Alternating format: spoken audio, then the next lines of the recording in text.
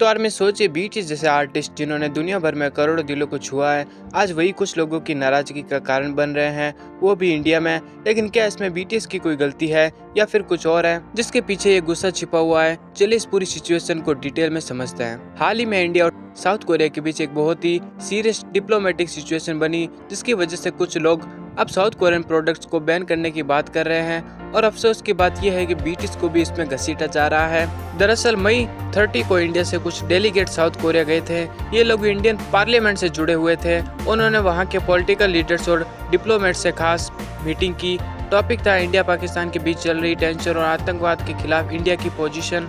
South Korean officer ने India की बात को समझा भी और इस बात से सहमति भी जताई कि इंडिया टेररिज्म को बिल्कुल बर्दाश्त नहीं करता। लेकिन जब बात पाकिस्तान के खिलाफ खुलकर स्टैंड लेने की आई तो उन्होंने कोई सीधा जवाब देने से बचाव किया।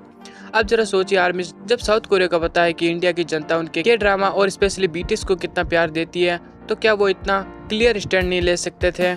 और यहीं से वो पॉइंट है जहाँ लोगों की नाराजगी शुरू हुई है। जब कुछ टाइम पहले इंडिया में बीटीएस को लेकर क्रेज बहुत ही ज़्यादा बढ़ गया था, उस टाइम भी एक जैसी सिचुएशन बनी थी जब बॉर्डर पर टेंशन चल रही थी। लेकिन उस टाइम इंडिया की बीटीएस आर्मी ने अपने देश को पूरी तरह सपोर्ट किया था, बिना बीटीएस के खिलाफ कुछ बोले। लेकिन अब जब कोरियन गवर्नमेंट ने इस मुद्दे पर क्लियर सपोर्ट नहीं दिखाया, तो कई लोग कह रहे हैं कि अगर साउथ कोरिया इंडिया को सीरियसली नहीं लेता तो इंडिया को भी के कंटेंट को लेकर कुछ बड़ा फैसला ले लेना चाहिए, जिसमें बीटीएस भी शामिल हो सकते हैं। लेकिन यहाँ सवाल ये उठता है, बीटीएस ने ऐसा क्या किया जो लोग उन्हें टारगेट कर रहे हैं? ना उन्होंने कोई स्टेटमेंट दी, ना ही किसी कंट्रोवर्सी में पड़े, वो तो बस अपनी म्यूजिक और फैंस के साथ जुड़े हुए हैं। क्या सिर्फ इसी वजह से वो साउथ कोरिया से हैं, उन्हें इंडिया के गवर्नमेंट डिसीजन के लिए जिम्मेदार ठहराया जा सकता है? और सबसे इंटरेस्टिंग बात यह है कि इंडिया के जो ऑफिशियल साउथ कोरिया गए थे, उन्होंने खुद के इनिशिएटिव या कि दोनों देशों के बीच का रिलेशन और मजबूत हो। ये दिखाता है कि इंडिया की तरफ से कोई नेगेटिविटी नहीं है। तो फिर ऐसे में बीटीएस को बैन करने की बातें करना क्या सही है?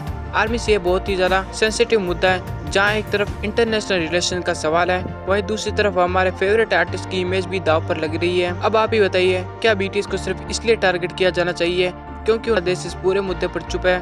क्या इंडिया को बीटीएस से अपना प्यार वापस ले लेना चाहिए? अपनी राय कमेंट सेक्शन में जरूर बताएं।